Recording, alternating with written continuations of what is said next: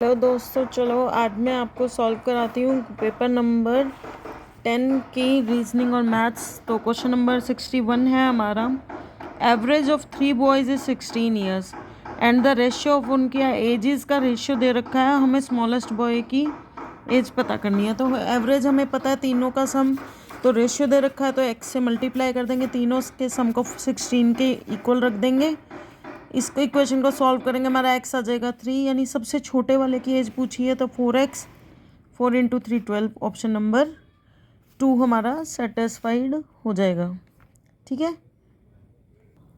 Question number 62 देखिए। In an examination 60% पास हुए हैं इंग्लिश में, 70% मैथ्स में, तो 20% जो है दोनों में फेल हुए हैं और 2500 ऐसे बच्चे हैं जो दोनों में पास हुए हैं। तो उनके टोटल नंबर ऑफ स्टूडेंट, तो हमें इक्वेशन से पता है कि 60% हमारे पास हुए हैं इंग्लिश में, 70% हमारे पास हुए हैं मैथ्स में, और इन दोनों में जो पास हुए हैं उनको माइनस करेंगे तो कितना परसेंट बच जाएगा? 80%, क्योंकि 20% तो हमारे टोटल में फेल हुए हैं।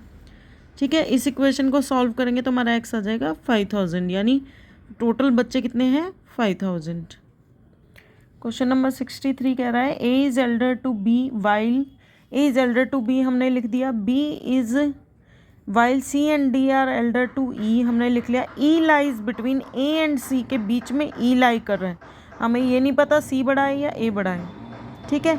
तो हमने क्या, एक एजम्पशन के अकॉर्डिंगली हमने लिख दिया where is C elder to B, C जो है वो बी से तो बड़ा दे रखा है, तो हमने इस अकॉर्डिंगली इसके बीच में होना चाहिए। इस इक्वेशन को हम उल्टा भी लिख सकते हैं कि ए जो है वो बी से बड़ा है, सी जो है वो ई से बड़ा है, डी है वो भी ई से बड़ा है, और सी जो है वो बी से बड़ा है। इन सबको अगर हम अरेंज करेंगे तो दो इक्वेशन बन सकती है, या तो इस तरीके से ई सी डी, क्योंकि ई जो है वो तो ए और सी के बीच में है। ठीक है।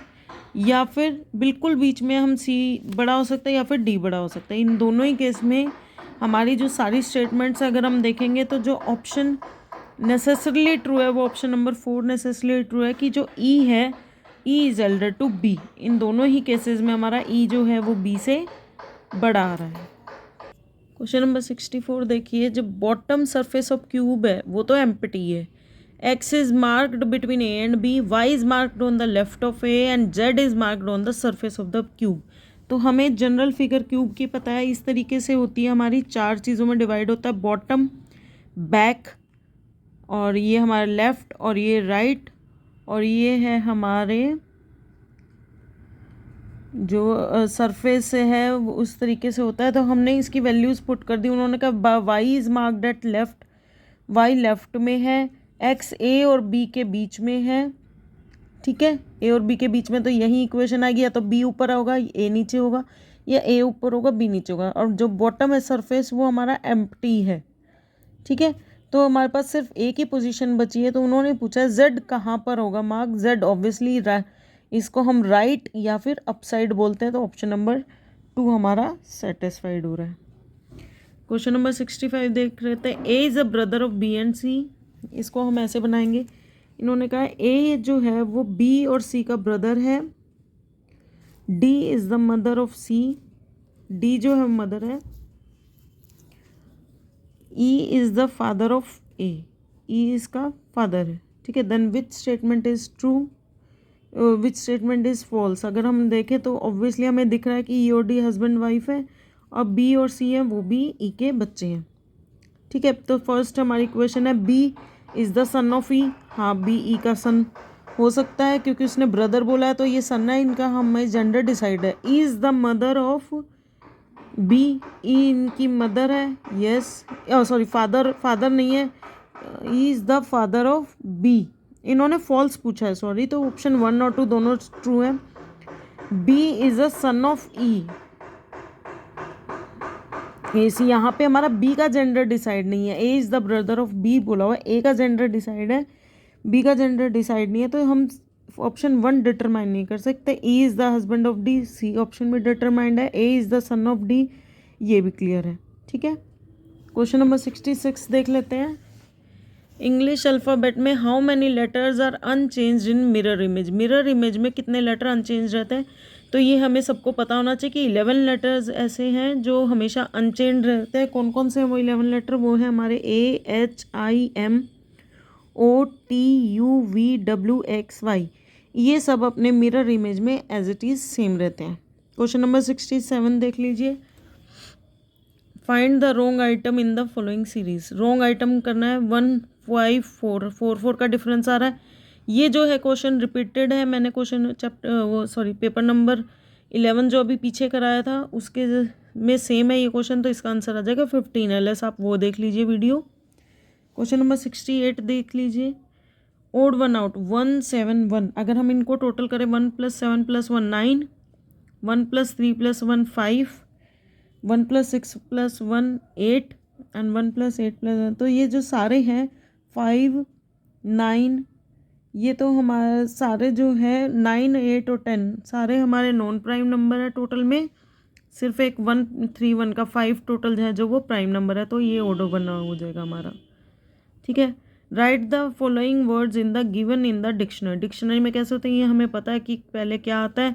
तो अगर हम इसको देखें तो CRI सब में है, S हमारा T से पहले आता है, तो इन दोनों में हम देखेंगे S है, I है, तो फर्स्ट थर्ड आ जाएगा हमारा, सॉरी हाँ AIP, यानी 3 4 ऑप्शन देख लेंगे। 3 4 के 2 ऑप्शन है, ये तो दोनों हमारे रिजेक्ट हो गए।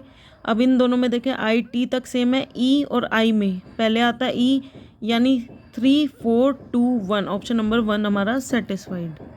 क्वेश्चन नंबर 70 कह रहा है अगर अल्फ़ाबेट्स को है जो अगर हम ऑपोजिट लेटर्स में ऑर्डर में लिख देते हैं तो which is the 8th letter of the 19th letter from the left side. तो लेफ्ट साइड के 19th लेटर का 8th लेटर लेफ्ट में क्या होगा। अगर हम इनको ऑपोजिट लिख कर देखें, ये देखिए उन्होंने कहा है लेफ्ट से जो हमारा 19th है, 19th from the letter left, और उसका फिर उसका 8th, यानी 1 2 3। Hello, sorry for the disturbance. तो हमारा P आ जाएगा आंसर राइट लेफ्ट साइड से अगर हम 8th काउंट करेंगे तो।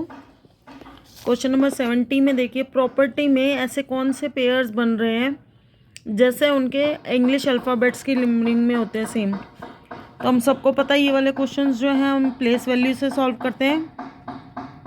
हमने प्लेस वैल्यूज़ लिखी, मेरे इसमें बन रहे हैं 4 pair, but according to book उन्होंने आंसर किया हुआ 3 पेयर। तो आप चेक कर लीजिए, मेरे तो 4 ही बन रहे हैं।